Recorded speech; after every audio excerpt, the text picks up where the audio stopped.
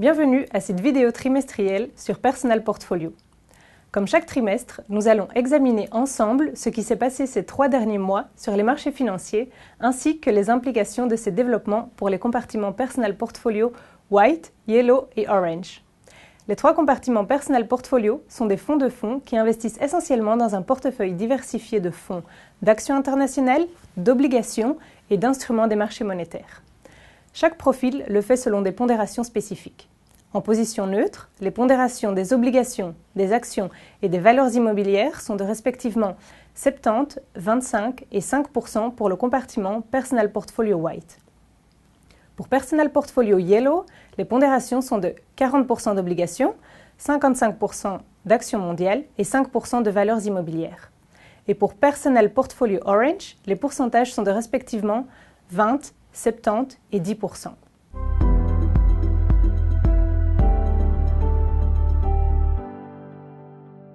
Les actions, les valeurs immobilières et les matières premières ont continué à afficher de solides performances au deuxième trimestre, mais les obligations risquées ont aussi gagné du terrain, alors que les obligations d'État en euros ont été sous pression.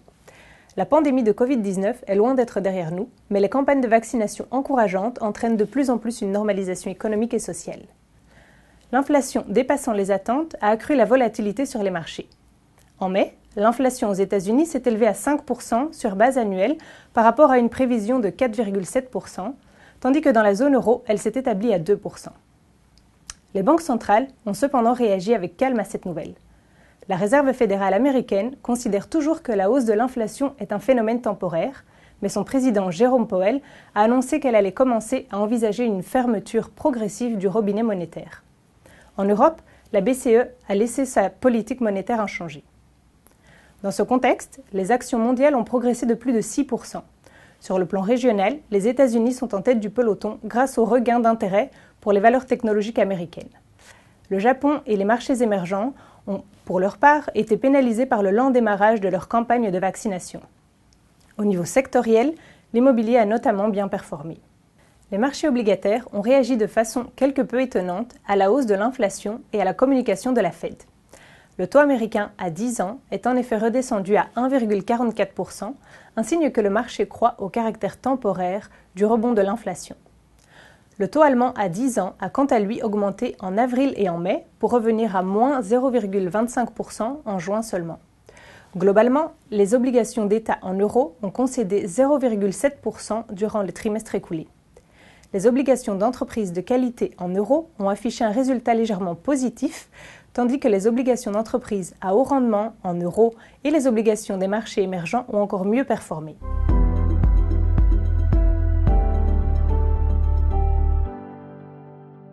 Voyons maintenant les implications de ce contexte pour les compartiments Personal Portfolio White, Yellow et Orange. Ces derniers mois, ceux-ci ont continué à miser sur une reprise économique par le biais d'une surpondération des actions et des obligations risquées, mais aussi en mettant temporairement fin à la sous-pondération des valeurs immobilières. Tout d'abord, parce que le retour à une vie normale devient de plus en plus concret grâce à la vaccination, et deuxièmement, compte tenu du soutien toujours massif des autorités, tant aux États-Unis qu'en Europe. La hausse de l'inflation devrait être temporaire, de sorte que les banques centrales n'ont pas encore fermé le robinet monétaire. Après le solide rebond des actions de ces derniers mois, une grande partie des bonnes nouvelles semble incorporée dans les cours. Parallèlement, l'incertitude a augmenté en ce qui concerne l'inflation, la politique monétaire et les variants plus contagieux du coronavirus. Dans ce contexte, il a semblé judicieux de réduire quelque peu les risques au cours du trimestre en réduisant le poids des actions et de l'immobilier. Au sein des obligations, les compartiments préfèrent toujours les obligations risquées aux obligations d'État. Les obligations d'entreprise à haut rendement restent leur segment favori. La part des obligations d'entreprises américaines et des obligations des marchés émergents a par ailleurs aussi augmenté légèrement. Les obligations d'État sont nettement sous-pondérées car leur taux devrait à nouveau augmenter progressivement plus tard dans l'année. Ceci se traduit comme suit pour les 3 compartiments White, Yellow et Orange.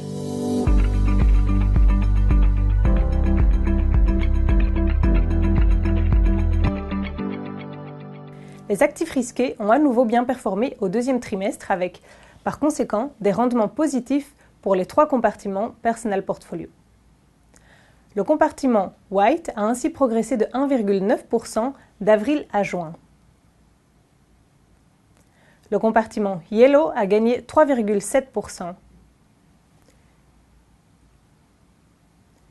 Et le compartiment Orange a même grimpé de plus de 5%. Examinons ces performances plus en détail. La surpondération des actions a été très rémunératrice au cours du trimestre écoulé. La décision de mettre fin temporairement à la sous-pondération des valeurs immobilières s'est en outre avérée judicieuse. La composante action a affiché une performance légèrement supérieure à celle de l'ensemble du marché. Les choix sectoriels au sein des actions ainsi que la sélection des fonds ont en effet ajouté un peu de valeur. Le portefeuille obligataire s'est très légèrement replié. La politique de duration et la préférence pour les obligations risquées, telles que les obligations d'entreprise à haut rendement, ont contribué à limiter les pertes.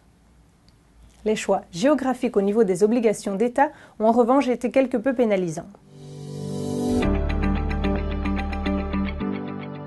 Quelles sont enfin nos perspectives pour les prochains mois? Grâce à la normalisation économique qui démarre clairement dans les régions dans lesquelles les campagnes de vaccination se déroulent sans heurts, le scénario central continue à prévoir une solide croissance de l'économie américaine en 2021 et une accélération progressive de la croissance dans la zone euro aussi. Cette relance économique devrait donner un coup de pouce aux bénéfices des entreprises. Ceci, en combinaison avec le soutien budgétaire massif, soutient toujours les marchés d'actions.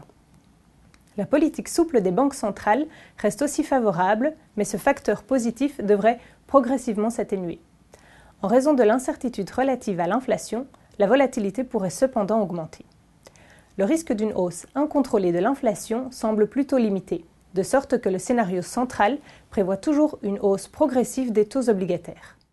En résumé, les compartiments Personal Portfolio préfèrent pour l'instant toujours les actions aux autres classes d'actifs, même s'ils ont pris quelques bénéfices en mai. La composante action est devenue un peu plus équilibrée au cours de ces dernières semaines.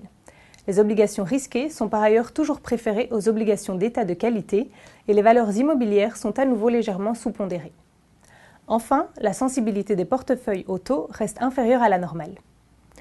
Nous arrivons ainsi à la fin de ce rapport vidéo.